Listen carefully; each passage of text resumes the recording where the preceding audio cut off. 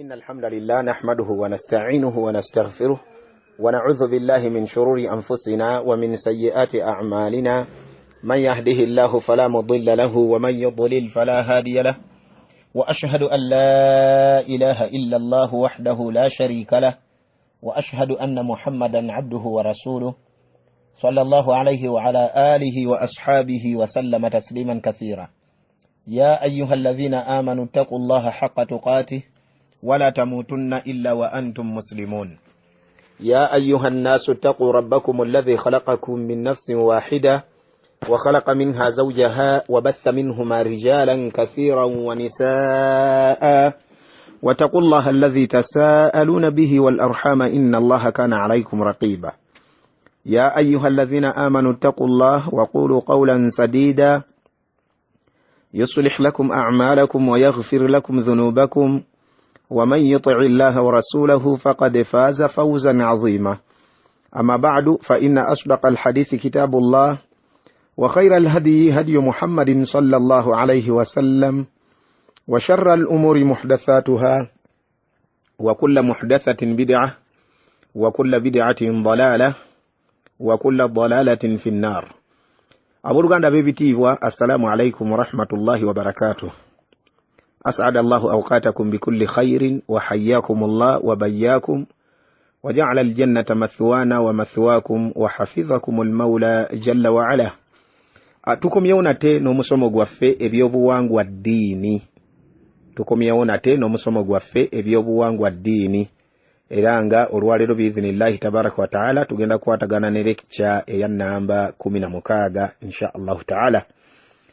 Tutandikira ku lupapulo lwa 5 mu 2 biiznillah, era nga omutwe gugamba obusiraamu bwajja kudibya bya buwangwa.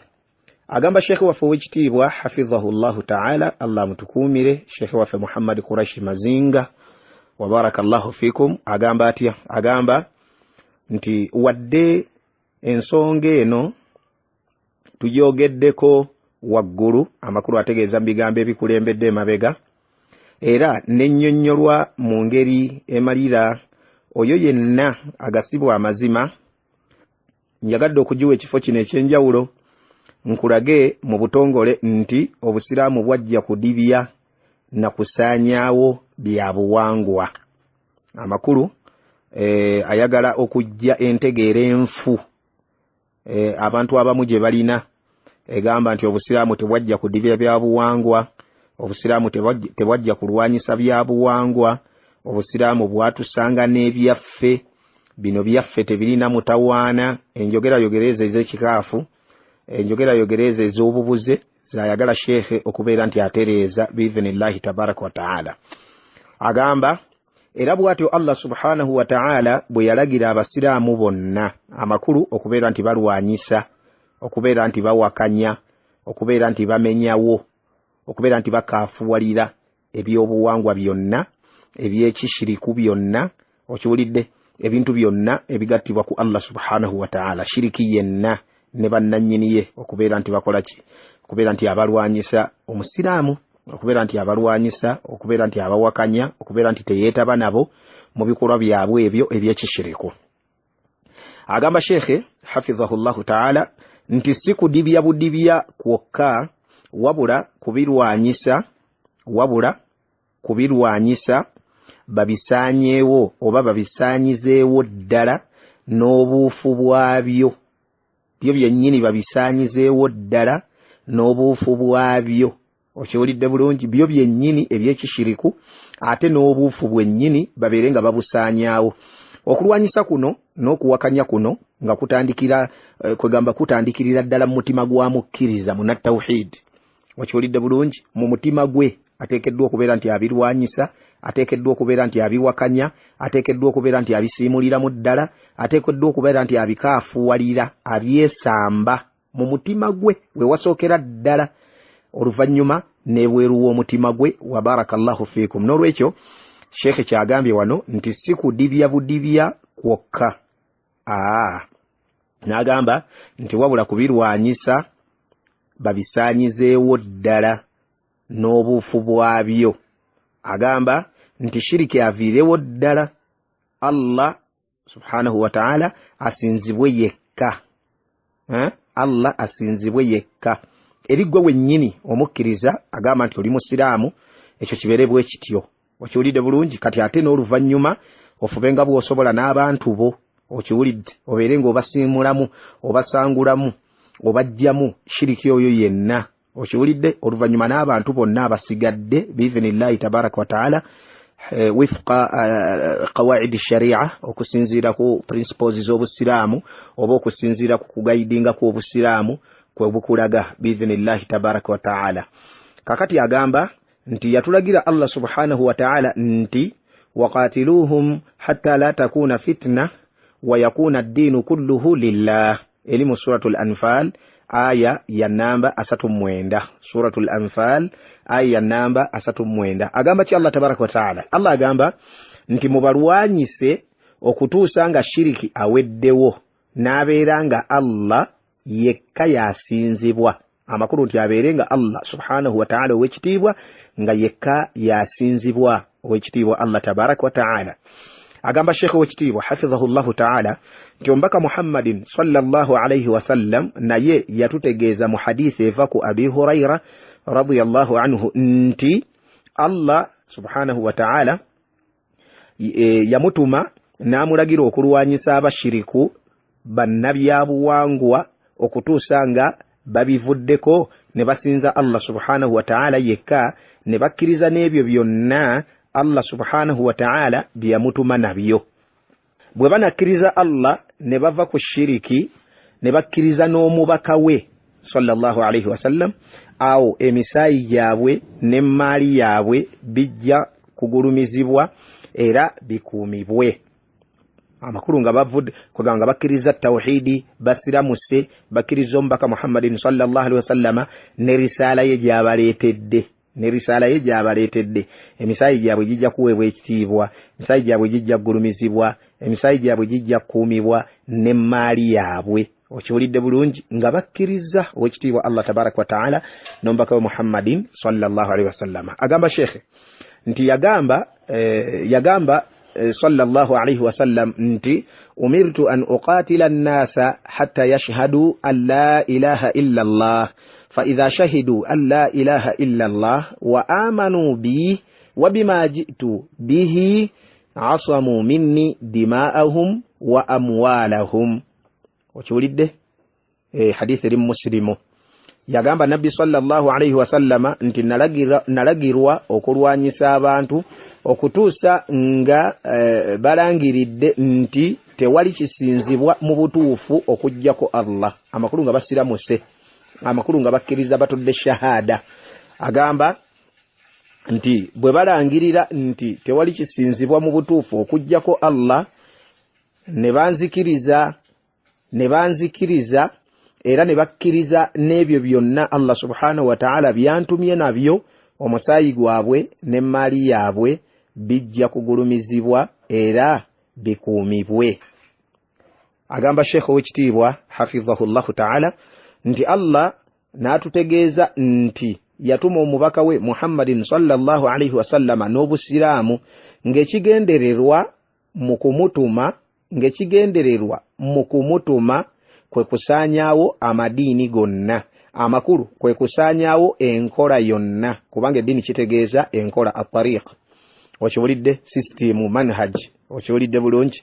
Kakati ekyo kye yatuma nakyo ow'ekitiibwa Allah tabaraka wa ta'ala nabbi wa Muhammadin sallallahu alayhi wa sallama.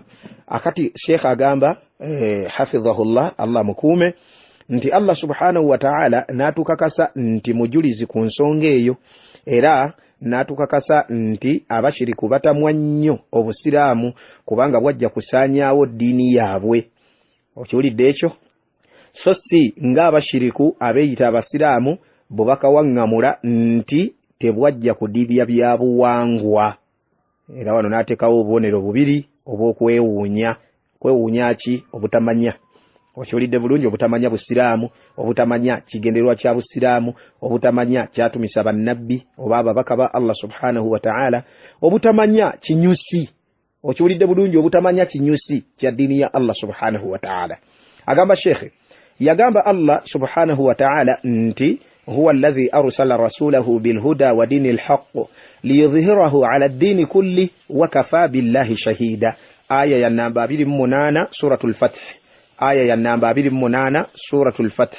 Yagamba Allah tabaraka wa ta'ala nti Allah ye yatuma omubaka we n'obulungamu n'eddiini ey'amazima agibutikize amadini gonna amakulu enkola yonna ey'obushiriku enkola yonna eyabukana ku manhaji Allah subhanahu wa ta'ala gyayagala etambule mu nsi. Okiwulidde bulungi? Kakati agamba nti era kimala okuba nti Allah subhanahu wa ta'ala ye mujulizi kwekyo kyekiri wali kyagambye nti wakafa billahi madha shahidan. Wa barakallahu fikum wa jazakumullahu khairan wa kathara Allahu min amthalikum.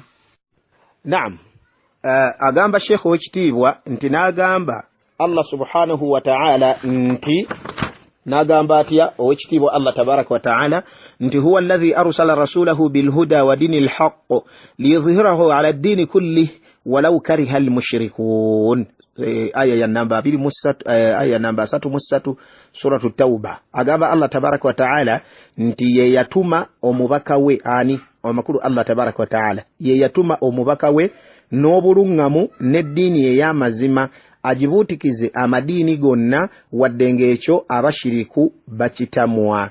Wadde ekyo abashiriku bakitamwa. Barakallahu fikum. Naam, agamba Sheikh wekitibwa hafidhahu Allah ta'ala nti olw'obukulu bw'okumanya nti nabbi Muhammadin sallallahu alayhi wasallama yajja kulwanyisa madini gonna ate nga wakitegedde dda nti ebyobuwangwa ddiini yennyini embi n'okusinga obuyudaaya n'obukristaayo n'olw'okulaga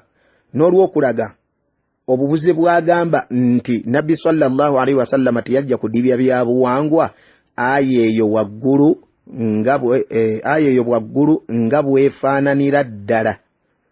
Aya eyo waggulu nga bwefaananira ddala Allah subhanahu wa ta'ala yajiddamu mu suratu As-Sad aya ya namba mmeka 6 aya ya namba 6.